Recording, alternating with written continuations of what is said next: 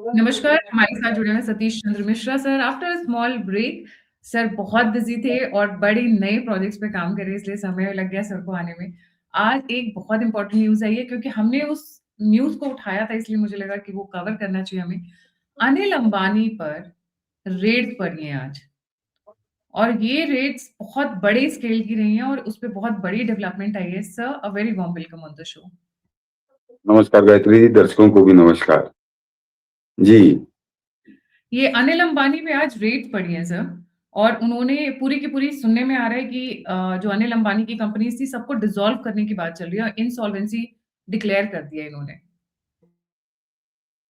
देखिए, ये जो जिन जिन मामलों में रेड पड़ी है उनकी कंपनी में क्लेरिफिकेशन भी आ गया है कि उनके जो ऑनगोइंग इस समय प्रोजेक्ट चल रहे हैं उन पर इसका कोई असर नहीं होना है। वो ऑलरेडी चलते रहेंगे और वो जो इस समय जो रनिंग प्रोजेक्ट हैं वो करीब करीब 30,000 करोड़ उनकी वैल्यू है, वो चल रहे हैं। डिफेंस सेक्टर के हैं, पावर सेक्टर के हैं, भूटान का एक प्रोजेक्ट चल रहा है। तो वो बहुत आज ही उन्होंने क्लियर किया है कि हमारे उन प्रोजेक्ट से इनका कोई लेना देना नहीं है। ये सारी जो कार्रवाई हो रही है, ये बड़ी महत्वपूर्ण कार्रवाई है। ये 2012 से 2016 के बीच जो पाप हैं, जो अनिल अंबानी के पाप हैं, ये उन पापों का परिणाम है। और ये अनिल अंबानी अपनी जिंदगी के बड़े बुरे दौर से गुजर रहे हैं। तो कहावत है ना कि अगर जब बुरा समय आता है तो ऊंट पे बैठे आदमी को कुत्ता काटता है। तो ये तो ऊंट पे भी नहीं बैठे थे, तो जमीन पे ही टहल रहे थे, तो इनको कुत्ता काटना ही था। और ये जो कार्रवाई हो रही है अनिल अंबानी की, अनिल अंबानी से ज्यादा महत्वपूर्ण गायत्री जी एक दूसरा पहलू है कि पिछले 12 साल से पूरा विपक्ष और खासकर वो राहुल गांधी उसको पागलपन के दौरे पड़ते थे कि अनिल अंबानी को नरेंद्र मोदी ने 30,000 करोड़ दे दिया, अनिल अंबानी को मोदी ने फलाना कर दिया। राफेल वाले जो उनका प्रोजेक्ट था हिंदुस्तान में लगने वाला, वो जबरदस्ती दिलवा दिया। दुनिया भर की बातें वो करता था। अब जो कार्रवाई हो रही है अनिल अंबानी में, ये कानून के तहत हो रही है और नरेंद्र मोदी जो कहते रहे हैं वही हमको नजर आ रहा है। उन्होंने कहा, बहुत पहले वो बोल चुके हैं और कोई अनिल अंबानी के लिए नहीं बोले, वो जनरल बोले थे कि हमारे एक नीति बनती है, उस नीति के अंदर अगर आप सूट करते हो तो आप काम करोगे, और नहीं तो अगर आप कार्रवाई होनी है तो उसी नीति के तहत आपकी कार्रवाई होगी। 2012 से 2016 के बीच ये 2012 से 2016 का जो कालखंड है वो बताता है कि जिन कंपनियों के पीछे इनके ऊपर कार्रवाई हो रही है अनिल अंबानी पे, एक है वो आरकॉम रिलायंस कम्युनिकेशन। तो वो अगर याद करिए तो 2014-15 में उसका भट्टा बैठ चुका था, उसका शेयर जो था 35 पैसे 40 पैसे का हो चुका था रिलायंस कम्युनिकेशन का 2014-15 में ही। उससे पहले उसकी जो है स्वाहा हो चुका था। केवल वो जिसे कहते हैं कि प्रतीकात्मक तौर पे अनिल अंबानी के नाम थी, पूरी तरह से कंगाल हो चुकी थी। बाद में उसको मुकेश अंबानी ने टेक ओवर कर लिया, खरीद ही लिया उसको। तो वो खत्म हो गई थी। रिलायंस पावर, हम लोगों ने जब पहले इनके बारे में बात की थी, रिलायंस पावर ऐसी कंपनी जो 450 रुपए का शेयर उसका लिस्टेड हुआ था 2008 में, और वो भी 2014-15 तक आते आते 2-4-5 रुपए में घूमने लगा, वो भी भट्टा बैठ चुका था। तो ये सारी जो कंपनियां जिनके नाम पे लोन लिया था अनिल अंबानी ने, वो 12 से 16 के बीच की अवधि है। और 2017 में संभवतः शुरुआत में इसमें एफआईआर लिखी गई अनिल अंबानी के खिलाफ, और वो भी बैंक के एनपीए की रिकवरी के लिए लिखी गई, फंड्स के डाइवर्जन के लिए लिखी गई, और कुछ पैसा इन्होंने इधर उधर किया, विदेश से लिया। तो पीएमएलए एक्ट है उसके तहत भी इनके ऊपर हुआ, मनी लॉन्ड्रिंग का केस लगा। और उसके बाद सीबीआई ईडी सब सक्रिय हुए। हमारे यहाँ की जो न्याय व्यवस्था है वो धीरे धीरे रेंगती हुई चलती है। तो उसमें जो 2017 में जो एफआईआर हुई थी उसकी जांच होते होते अब जाकर कार्रवाई 2025 से शुरू हुई है अनिल अंबानी के खिलाफ। और इनके खिलाफ गायत्री जी करीब करीब 40,000 करोड़ रुपए की वसूली का टिकट है कि 40,000 करोड़ रुपए इनको देने हैं, जो इनसे एजेंसियों को वसूलना है। उसमें दर्शक ये समझ लें कि जब 40,000 करोड़ रुपए राशि हमको आपको बताई जाती है तो वो 40,000 करोड़ नहीं होती। वो जो इन्होंने लोन लिया था, जिसको इधर उधर किया, उस पर भी ब्याज और जुर्माना जुड़ जाता है। तो आप ये मान के चलिए कि कम से कम 25,000 करोड़ रुपए तो मूल राशि, और बाद में बार्गेन होगा। अभी ऐसा नहीं कि अनिल अंबानी कोई एक तत्काल उसका फैसला होने जाना, अभी तो 17 के एफआईआर के बाद 2026 में तो कार्रवाई अब शुरू हुई है। अब ये थोड़ी तेज आ जाएगी। तो बट मुझे 25-26 हजार। जी बोलिए सुन बोलिए। ये इस तरीके की पहले भी 2-4 कंपनीज़ रही हैं जिनके साथ सत्यम एक एग्ज़ाम्पल था, उनके ऊपर भी इस तरीके के बहुत केसेज़ थे। इस तरीके की कई कंपनीज़ के ऊपर था। बट जो सुनने में आ रहा है कि ये जो कार्रवाई हो रही है, उसके पीछे जो कारण है, 2 कारण सुनने में आ रहे हैं। अनिल अंबानी ने सीधे मोदी जी से पंगा ले लिया था। जब ये वाइस प्रेसिडेंट धनकर वाला मुद्दा था, कहा जाता है he was one of the persons who was trying to do it. इस पे आपकी क्या टिप्पणी है? और दूसरा आइपस्टाइन फाइल्स में इनका नाम आया हुआ है शायद अनिल अंबानी का। हाँ, एपस्टीन फाइल पे भी आता हूँ और धनखड़ वाला जो मामला आपने कहा बहुत बढ़िया। मैं अकेला व्यक्ति था उस समय भी जिस समय धनखड़ का इस्तीफा हुआ था। पूरे सोशल मीडिया में मैं दावे के साथ कह रहा हूँ मैं अकेला व्यक्ति था जो पूरे जो अफवाहें अटकलें की जो आग यहाँ चल रही थी, बड़े-बड़े उस पर दिग्गज वो उसमें उस आग में हाथ सेक रहे थे। तब भी मैं कह रहा था कि उस खबर में कहीं कोई दम नहीं है। धनखड़ जी के इस्तीफे का कारण कुछ और था और वो मैं तब बोला था। तो वो अनिल अंबानी का कोई पंगा ले लिया था ऐसे कोई नहीं। और याद करिए उस समय लगातार थ्योरी नई-नई कॉन्स्पिरेसी थ्योरी आ रही थी और डेढ़ 2 महीने लोगों ने खूब व्यूज़ बटोरे इसी चक्कर में। और कुछ ऐसे दिग्गज लोग जिनको मतलब नाम भी कह लूँ शरामाती के उनको बड़े वरिष्ठ लोग हैं। सबने रोज़ एक नई कथा पका के सुनाई। कहीं कोई लेना-देना अनिल अंबानी या धनखड़ या चंद्रबाबू नायडू किसी का कोई लेना-देना नहीं था। और मैं थोड़ा-सा ज़िक्र कर दूँ, पहली थ्योरी चली कि चंद्रबाबू नायडू से डायरेक्ट बात की धनखड़ ने। उसके बाद जब कोई रिस्पॉन्स नहीं मिला तो धनखड़ ने एक असफल बिज़नेसमैन के ज़रिए चंद्रबाबू नायडू के पास पहुँचाया संदेशा। वो असफल बिज़नेसमैन अनिल अंबानी की तरफ इशारा था। और तीसरी जब वो भी नहीं चला तो तीसरी थ्योरी चली कि केजरीवाल के ज़रिए पहुँचाया था। तीनों थ्योरी गप, अफ़वाह बिल्कुल एकदम गढ़ी हुई। और उस पे मैं अभी बोलूँगा, अभी मैं जानबूझ के नहीं बोल रहा। और मैं बता दूँ, दर्शक भी आपके जान लें कि उस पूरे झगड़े में जो सूत्र है मेरे पास, वो सूत्र बड़ा संवेदनशील और उससे इतना करीबी सूत्र कोई हो ही नहीं सकता। और पहले दिन से मैं उनके संपर्क में था और वो बता रहे थे कि हाँ, झगड़ा था। और वो जो वो एक होती है उत्तेजना हो जाती है, तो उस उत्तेजना के उसमें उन्होंने दिया। लेकिन उनके घरवाले उनके पीछे 2 महीने से पड़े हुए थे कि इस्तीफा दो। और गायत्री जी केवल इतना बता दूँ अपनी बात के संदर्भ में कि धनखड़ के इस्तीफा देने के बाद धनखड़ जी 2 बार बेहोश होके गिरे हैं। एक बार वो बाहर गिरे हैं और अभी जनवरी में भी ये जो महीना भर पहले फिर वो घर में बेहोश होके गिरे और उनको अस्पताल पहुँचाया गया। इमरजेंसी में रहा, मेरे ख्याल से वेंटिलेटर पे भी रखा गया था। और फिर वो जब ठीक-ठाक हुए तब वो वापस आए हैं। तो स्वास्थ्य उनका मेन कारण था। उनके घरवाले बहुत पहले से कह रहे थे कि आप इस्तीफा दीजिए, बहुत ज़्यादा टेंशन है। लेकिन यहाँ पे जो कॉन्स्पिरेसी थ्योरी चल रही थी वो चली। और अभी अभी आपका भी सवाल उसी कॉन्स्पिरेसी थ्योरी के प्रभावित है। कोई उससे कोई मतलब नहीं है अनिल अंबानी का या धनखड़ का, कोई मतलब नहीं है। और वो खबर ही नहीं थी, वो अफ़वाह एक फैली और वो हुआ तो उससे कोई। लेकिन हाँ, एपस्टीन फाइल वाला ज़रूर गंभीर मुद्दा है। एपस्टीन फाइल वाला ज़रूर गंभीर मुद्दा है और उसमें एपस्टीन फाइल में एक बार नहीं, कई मतलब 2017 से 2019 लगातार अनिल अंबानी जो हैं, जेफरी एपस्टीन के बिल्कुल संपर्क में थे। मगर उसमें जिस काम के लिए वो कुख्यात है, जिसमें उसका नाम आ जाने वो सबसे बड़ा पाप माना जा रहा है, उस काम से कोई लेना-देना नहीं क्योंकि वो सारे ईमेल सार्वजनिक हो चुके हैं। वो है जैसे मैंने कहा ना कि 2017 में इनके खिलाफ एफआईआर होती है, उसी वही एक कालखंड है, उसी दौरान इन्होंने शायद इंग्लैंड में भी ये लगाई थी कि मैं दिवालिया हो चुका हूँ। तो ये जो उनके ईमेल सारे ईमेल सार्वजनिक हैं, तो उसमें बहुत खुलकर आया है कि ये जेफरी एपस्टीन से जो बातें हो रही थी अनिल अंबानी की, वो बिज़नेस की हो रही थी, ट्रेड की हो रही थी और ग्लोबल सिनेरियो जो पॉलिटिकल चल रहा था, उस पे हो रही थी। कोई बात उस धंधे से नहीं थी जो धंधा वो एपस्टीन करता था जिसकी वजह से वो बदनाम था। बिल्कुल नहीं थी, पॉलिटिकल कनेक्शन की हो रही थी। और इसके अलावा जो चीज़ अनिल अंबानी को अगर भारी पड़ी है तो जानता ना मैं हूँ, ना जानती आप हैं, कि अनिल अंबानी ने उसमें गलत इस्तेमाल किया था। कि उन्होंने अपने आप को दिल्ली की जो लीडरशिप है, उसका बड़ा क्लोज़ या बड़ा विश्वसनीय बताकर एपस्टीन से संपर्क साधा था। और वो इनको दिल्ली लीडरशिप का आदमी कह के वो संबोधित भी करता था। वो इस गलतफ़हमी में था कि शायद इनकी दिल्ली लीडरशिप से बड़ी वो है।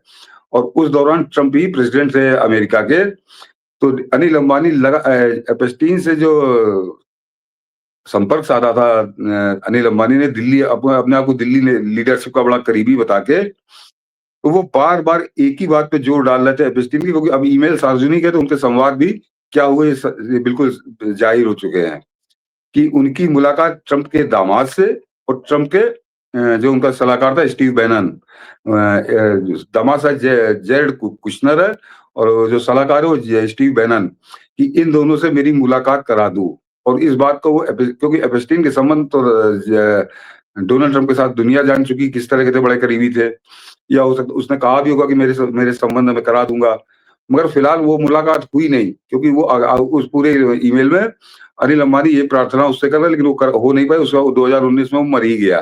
तो एक तो ये इनसे बड़ी गलती हुई, और गलती क्या हुई, एक तरह से पाप ही कहूंगा कि तुम और किसी तरीके से संपर्क साधते, क्योंकि इनके पास पैसा था नहीं, वो स्टेटस बचा नहीं था, तो इन्होंने अपने आप को दिल्ली का बड़ा करीबी आदमी प्रोजेक्ट किया, और उसी समय राफेल राफेल वाला चल रहा था, तो वो भी इनके धोखे में आया। मगर 2017 से 2019 के बीच में दर्जनों ईमेल इनके हैं, तो एपस्टीन के संपर्क में थे, और उसमें एक ईमेल इनके गले की हड्डी बन गई है। वो ईमेल जो आपने पढ़ा होगा कि वो ईमेल में एपस्टीन से पूछ रहा है अनिल अंबानी से कि क्या वो इस स्वीडिश ब्लॉन्ड तुम्हारे पास भेज दूं, और उस पे ये कह रहे हैं कि हाँ अरेंज कर दो। ये अनिल अंबानी उसको जवाब दे रहे हैं उस ईमेल में। अब उसके अंदर कई थ्योरी आ रही है कि जो अमेरिका में बैठे जो इंटरनेशनल लोग बैठे हैं, वो कह रहे हैं कि इस ईमेल को जिस संदर्भों में लिया जा रहा है कि वो देह व्यापार का धंधा करता था, वो कोई स्वीडिश लड़की भेज रहा था, उसने इन्होंने कहा कि हाँ भेज दो। लेकिन वो कह रहे हैं कि ये केवल सीधा सीधा मामला ये नहीं है, ये कोड वर्ड में बातचीत हुई है, और क्या कोड वर्ड था या तो एपस्टीन जानता था या अनिल अंबानी जानते थे। अब मेरे ख्याल से ईडी वगैरह जो पूछताछ करेगी, तो हालांकि इनका एपस्टीन फाइल से कोई लेना देना नहीं है, तो वो कभी अगर मुंह खोलेंगे तो अनिल अंबानी ही बता पाएंगे, तीसरा कोई आदमी नहीं बता पाएगा। लेकिन फिलहाल जो दुनिया देख रही है, दुनिया जो पढ़ रही है उस ईमेल को, उसके बारे में जो पढ़ रही है, उससे बड़ा स्पष्ट है कि वो कोई लड़की भेज रहा था, इन्होंने कहा कि हाँ अरेंज कर दो। हालांकि उस समय बिल्कुल एक तरह दिवालिया वाली स्थिति में थे, तो ये बात समझ में आती क्या कोड था, क्या एपस्टीन इनको भेज रहा था मैसेज, वो अनिल अंबानी ही कभी बताएं तो बताएं, क्योंकि ईडी वगैरह ईडी का उससे कोई लेना देना है भी नहीं जो एपस्टीन वाला है। लेकिन इन्होंने सरकार को नाराज किया, क्योंकि हम लोग आज की तारीख में एपस्टीन के बारे में जान रहे हैं। जब उसकी बड़ा एपस्टीन का हल्ला मच गया, उसके ईमेल आने लगे, सरकार के पास तो जानकारी थी गायत्री। सरकार को नरेंद्र मोदी की सरकार है, कोई आंखें बंद करके नहीं बैठी कि कौन आदमी की क्या एक्टिविटी, और जब आप लगातार उसके संपर्क में है, तो वो सब उनकी जानकारी में था। और 2017 में उनके खिलाफ एफआईआर, और फिर चलते चलते आज ये स्थिति आई है। लेकिन हम लोग अपने मुद्दे पे आए एपस्टीन का, क्योंकि आपने जिक्र किया धनखड़ जी का, इसलिए मैं भी बोल रहा था। तो धनखड़ वाला तो बिल्कुल दिमाग से निकाल दीजिए, किसी दिन बोलूंगा। अभी मुझे लग नहीं रहा कि अभी सही समय आया है, और सबको नंगा करूंगा जो लोग थ्योरी चला रहे थे अफवाह वाली। मैं कह रहा हूं कि मेरे पास जो सूत्र है वो किसी के पास नहीं है, और इतना संवेदनशील सूत्र है, और क्योंकि उन्हीं की इज्जत के नाते मैं बोल नहीं रहा हूँ। उस समय मैं बड़ी गाली खाया था, जब मैं कह रहा था कि ये मत करो, गलत बोला। और उसका एक उदाहरण और दूं आपको, कि अभी नवंबर में इस्तीफा देने के 4 महीने बाद आरएसएस के कार्यक्रम में, आरएसएस की जो कार्य समिति है, उनके मेंबर की जो किताब थी उसका विमोचन करने उन्होंने जगदीप धनखड़ को बुलाया था भोपाल में। तो जो आदमी इतना दुष्ट, जिसे राक्षस बना के प्रस्तुत कर दिया गया था, तो आरएसएस की कार्य समिति का जो मेंबर है मनमोहन वैद्य, उनकी किताब का उद्घाटन करने, वो विमोचन करने वो दिल्ली से भोपाल आए थे। तो वो पूरी कॉन्स्पिरेसी थ्योरी का कोई लेना देना नहीं है। तो वो तो, लेकिन हाँ एपस्टीन वाला जरूर मामला है कि वो भारी पड़ रहा है इनको, अनिल अंबानी को, क्योंकि बहुत ज्यादा उससे संवाद ही कर रहे थे। मेरे ख्याल से अकेले हिंदुस्तानी है जो जरूरत से ज्यादा इनका कम्युनिकेशन उससे था। अब इनको लग रहा होगा कि मेरी दरिद्रता दूर कर देगा, वो सोच रहा होगा। ये दिल्ली लीडरशिप के बड़े करीबी, दोनों एक दूसरे को बेवकूफ बना रहे थे। फिलहाल भारी पड़ा इनको। तो ये एपस्टीन वाला मामला। लेकिन अब आता हूँ जो हम लोग अनिल अंबानी की बात कर रहे थे, तो मैंने बताया था कि अनिल अंबानी पे जो 40,000 करोड़ रुपए है, उसमें ब्याज और जुर्माना जोड़ दीजिए, तो वैसे मूल रकम मेरे, क्योंकि वो कहीं पे भी उसका ब्रेकअप नहीं है, लेकिन जो पिछले केस है और लोगों के केस है, उसके आधार पर मैं कह सकता हूँ कि अनिल अंबानी से कम 27-28 हजार करोड़ रुपए तो उनको देने हैं। 27-28 हजार करोड़ रुपए उनसे वसूले जाने हैं, और 15,700 करोड़ रुपए की संपत्ति ऑलरेडी जब्त हो चुकी। जब आज उनका जो पाली हिल वाला बंगला अटैच किया है, उसको जोड़ने के बाद यानी 16,000 करोड़ रुपए तो सरकार ले चुकी। ये अनिल अंबानी के जा चुके हैं। तो अब अगर आप जोड़िए, तो अगर मूल रकम है बैंकों की, तो वो 10-12 हजार करोड़ रुपए बची है, 12,000 करोड़ रुपए मान लीजिए बची है। तो एक तरह से अनिल अंबानी पे आर्थिक रूप से तो ये सब चला गया उनके पास, लेकिन उनका एक एसेट अभी चल रहा है, जो बच्चे संभाल रहे, बेटे संभाल रहे, उनकी करीब-करीब 30,000 करोड़ रुपए की वैल्यूएशन है और वो चल रहे हैं। तो अनिल अंबानी को एक कालखंड आया, ऐसा नहीं कि कोई तत्काल वो सजा हो जाएगी, फांसी पे लटका दिए जाएँगे। लेकिन अनिल अंबानी, एक वो कहावत है ना कि नट जो है वो बूढ़ा होने के बाद भी कुलाटी मारता है, ये वही इनको भारी पड़ रहा है, ये इनको वही भारी पड़ रहा है। ये शराफ़त इनको नहीं समझ में आती, क्योंकि इनका धंधा, इनका जो साथ रहा, जिसकी वजह से इतनी बड़ी चोट इनको लगी, हिंदुस्तान के तीसरे चौथे नंबर के जो उद्योगपति थे, वो दिवालिया हो गए। तो इससे हम लोगों ने जब पिछली बार बात की थी, तो ये कहा था कि शायद इनकी अब बुद्धि की शुद्धि हो गई है। लेकिन अब ये सब चीज़ें जो सामने आ रही, चाहे एपस्टीन फाइल वाली आ रही हो, मेन एपस्टीन फाइल है, तो इसका मतलब आज भी ये शॉर्टकट रास्ते ढूँढ रहे थे, और इन कुछ भी हथकंडा अपनाने से इनको कोई परहेज, क्योंकि एपस्टीन तो 2009 में जेल जा चुका था और उसके बारे में दुनिया जान चुकी थी कि कैसा आदमी है। ये नहीं कह सकते कि मैं इसके बारे में जानता नहीं था। ये बात सही है कि उसके उस धंधे के बारे में कोई बातचीत नहीं है, कि वो 2 साल की उनकी जो कॉरेस्पॉन्डेंस है, वो बात तो बिज़नेस की है, ट्रेड की है, ग्लोबल उस कनेक्शन की है, पॉलिटिकल कनेक्शन की है। कोई उस तरह की जो अश्लील बातें, जिसका वो धंधा था, वो काम नहीं था। लेकिन उस आदमी से तुमने संपर्क क्यों साधा? तो ये अनिल अनिल अंबानी को जो था, कि शॉर्टकट में ढूँढना और ऐसे लोगों के साथ ढूँढना, वो इनकी आदत नहीं गई, और उसकी वजह से दिल्ली इनसे नाराज़ थी या नहीं थी, लेकिन इस कदम के बाद तो इनसे निश्चित नाराज़ हो गई होगी, क्योंकि उसमें इन्होंने दिल्ली का इस्तेमाल किया है। वो बाकायदे लिखित ईमेल में है, ये अपने आप को ये पोस्ट कर रहे थे कि मैं बड़ा करीबी, और आप भी यहाँ पत्रकारिता में सब जानते हैं कि कितने करीब थे दिल्ली के, दुनिया जानती है। ये राहुल गांधी की अफवाह पे, और इसीलिए अब एक चीज़ जरा डॉट जोड़िए कि राहुल गांधी ने इस आदमी को बेइज्जत करने में कोई कसर बाकी नहीं रखी, और नाम लेकर अनिल अंबानी करके रखा, लेकिन इसने एक बार भी कोई नोटिस तक नहीं भेजी राहुल गांधी को कि तुम्हें क्या बक रहे हो, और कायदे से तो मानहानि का दावा करना चाहिए था, लेकिन इस आदमी ने नहीं किया। तो इसका मतलब ये अलग कहीं बेच रहे थे दिल्ली को, और उस वजह से राहुल गांधी की अफवाह जो राहुल गांधी यहाँ उड़ा रहा था, उससे इनको कहीं लाभ मिल रहा था। इनका स्टेचर बढ़ रहा था, वो अमेरिका एपस्टीन के साथ जो दलाल लगे हुए थे। और ये सब करतूतें जो हैं, नरेंद्र मोदी का 12 साल का इतिहास है कि वो इस तरह के हथकंडे को बिल्कुल पसंद नहीं करते, और इसीलिए कानून इतनी सख्ती से इन पे लगा है। अब मगर ये है कि बच जाएँगे ये, कोई ऐसा नहीं है कि यहीं से इनकी समाप्त हो जाएँगे, क्योंकि आगे जो सिस्टम है और जो प्रोजेक्ट चल रहे हैं, और मैंने कहा ना 16,000 करोड़ करीब-करीब संपत्ति जब्त हो चुकी है, और ये भी दर्शक समझ लें कि जो सरकार संपत्ति जब्त करती है, वो हमेशा सर्किल रेट पे होती है, मार्केट रेट पे कभी आपकी संपत्ति जब्त नहीं की जाती, ताकि उसमें कोई फ्रॉड ना कर सके। तो सर्किल रेट अगर बम्बई की संपत्तियों का सर्किल रेट 16,000 है, तो दुगना तो उसको मान लीजिए, और वो नीलाम अगर होती है, तो उसके बाद इनके जो कर्जे हैं, जो इनके पाप हैं, वो तो धुल जाएँगे, लेकिन नए सिरे से अनिल अंबानी को शुरुआत करनी पड़ेगी, और उसके लिए अनिल अंबानी को अभी काफ़ी कुछ झेलना है। सर, आपको याद है हमने एक वीडियो किया था जब मोदी गवर्नमेंट ने और यूपी गवर्नमेंट ने भी इनको अनिल अंबानी के कंपनी को पावर में वो देना शुरू कर दिया था, पावर डिस्ट्रीब्यूशन का काम देना शुरू। तो ऐसा नहीं कि इनको मौके नहीं दिए गए, मोदी ने, योगी ने, सबने इनको बहुत मौके दिए हैं। पर ये लगता है ये अपने शॉर्टकट वाले रास्ते से बाज नहीं आ रहे हैं, तभी अब ये चीज़ हो रही है। हमने 1 साल पहले ही किया था तकरीबन वो शो। हाँ, नहीं, ये जो एपस्टीन फाइल वाला मामला है, तो इनको एक तरह से डंडा, अब पहले चुटकी काट के समझाया जाता था, अब इनको डंडा मार के समझाया गया है, कि ये हरकत मत करना, लेकिन अब ये और इसीलिए इनके सब नीलामी हुई है, अन्यथा ये पैसा दूसरे तरीके से भी जा सकता था। बहुत सख्त कार्रवाई की है, और ये एक आदमी को बिल्कुल निष्कलंक, बेदाग साबित कर रही है, जिसका नाम है नरेंद्र मोदी। कि अगर जैसा राहुल गांधी चिल्लाता रहा या विपक्ष चिल्लाता रहा, अडानी अंबानी, तो अंबानी के नाम पे अनिल अंबानी को ही वो टारगेट करते थे। तो अगर इतने खास थे अनिल अंबानी, तो आज ये 16,000 करोड़ रुपए की संपत्ति उनकी ना जब्त हो गई होती। ये जो पाली हिल वाला पाली हिल का जो बंगला अटैच हुआ, करीब 3,500 करोड़ रुपए उसकी संपत्ति बताई जा रही, वैल्यूएशन बताई जा रही है, वो ना जब्त ना हुआ होता, तो ये पक्का है कि नरेंद्र मोदी के जब कानून की बात आती है, तो वो जो अक्सर कांग्रेस को कोसते रहे 10 साल तक टेलीफोन बैंकिंग होती थी, वो सिस्टम खत्म हो गया।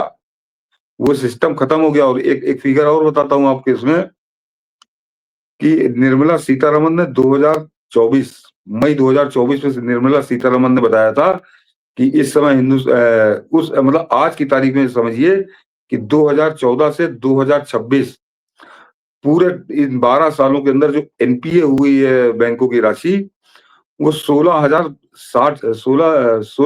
लाख 60,000 करोड़ है, 70,000 करोड़ रुपए ये एनपीए हुए हैं 12 साल में।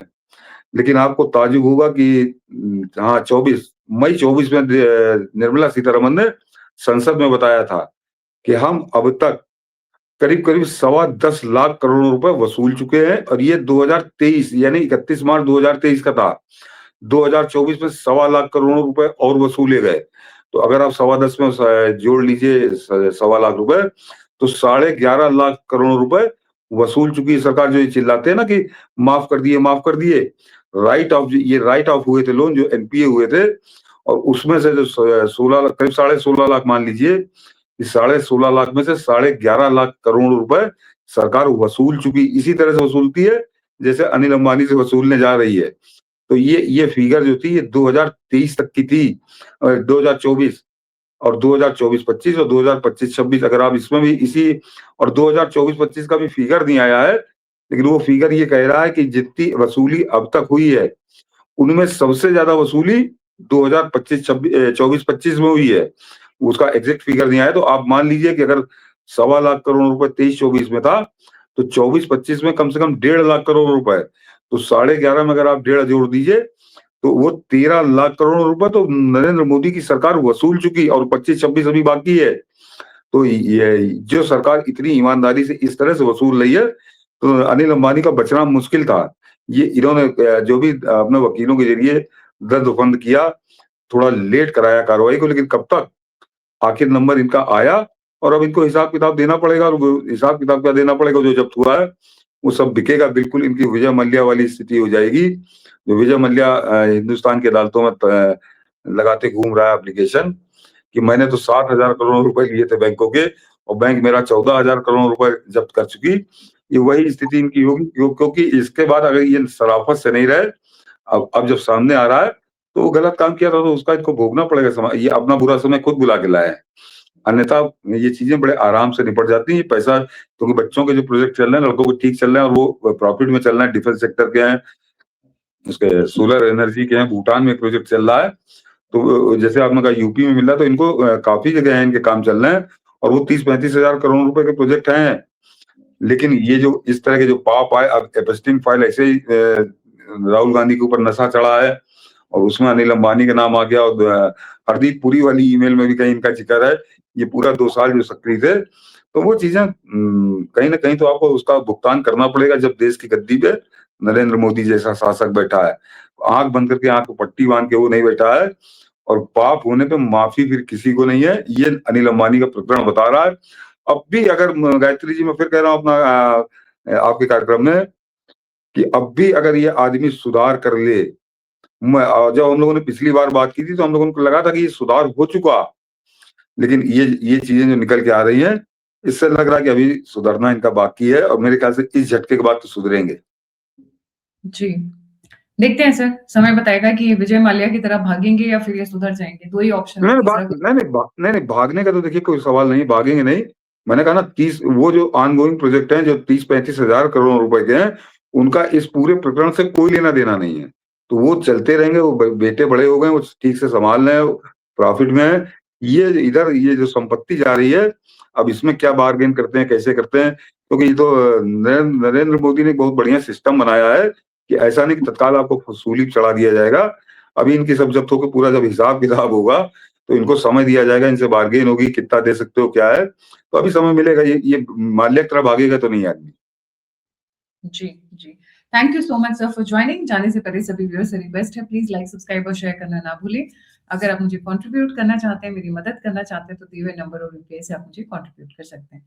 इसी के साथ जय हिंद, जय श्री राम, जय हर हर जय महादेव। श्री राम, जय श्री